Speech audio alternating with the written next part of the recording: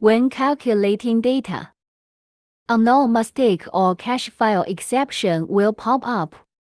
We need to check 2 points.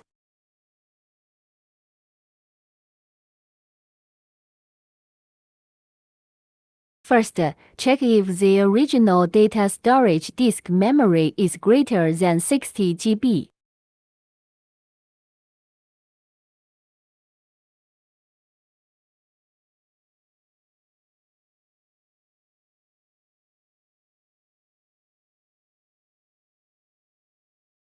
Second, check if the computer's RAM is greater than 16 GB.